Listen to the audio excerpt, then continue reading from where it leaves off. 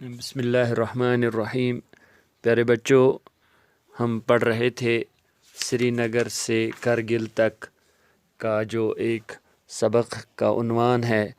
इसमें हमारे नॉलेज में, हमारे मालूमात में काफ़ी बातें आ गई।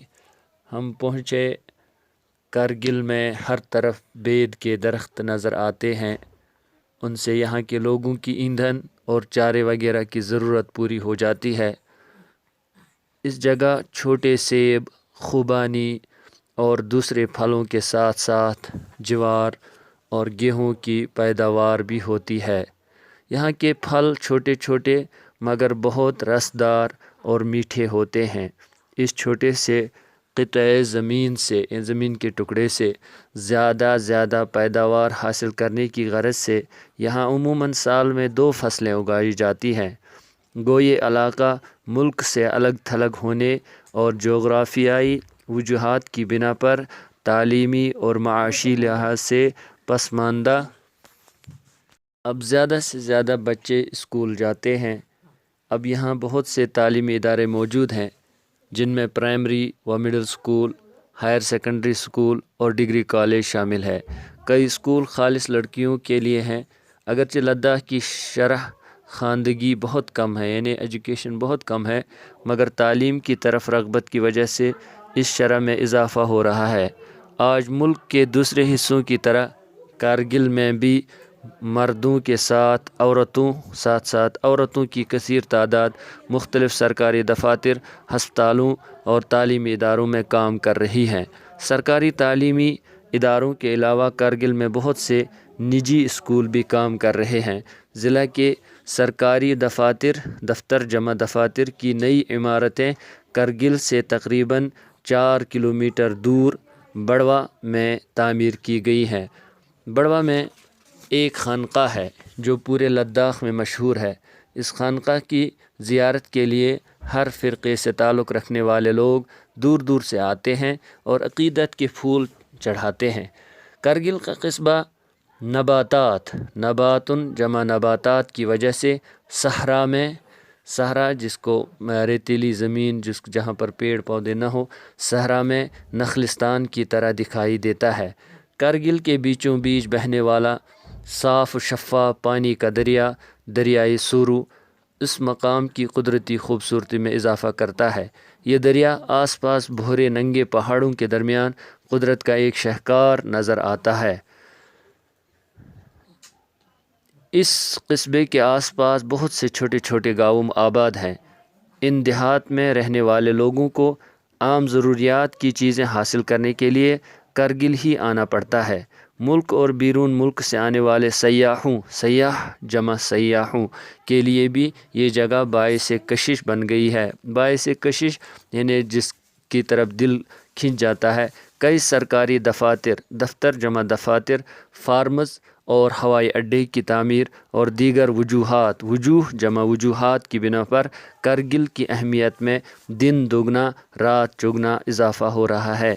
ये दिन दोगुना रात चौगुना हम इस्तेमाल करते हैं एक यानी जिसको हम प्रोवर्ब कहते हैं। तो दिन दुगना और रात चौगुना ये जो है ख़ूबसूरती को अगर ज़ाहिर करना हो तो हम उर्दू में इसको यानी 4 चाँद जिस तरह हम इस्तेमाल करते हैं, इसी तरह से दिन दुगना रात चौगुना यानी डबल ख़ूबसूरती का इजहार जब हो जाता है तो वहाँ पर हम दुगना रात चौगुना इजाफ़ा हो रहा है करते हैं।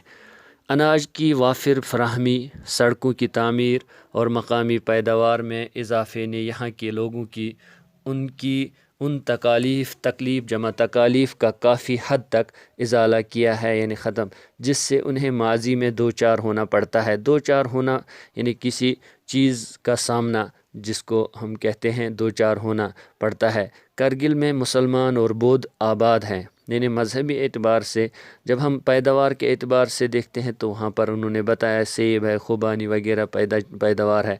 और जब हम फिर मजहबी एतबार से कौन कौन लोग यहाँ रहते हैं तो यहाँ कारगिल में मुसलमान और बौद्ध आबाद हैं। उनका लिबास और रहन सहन एक जैसा है।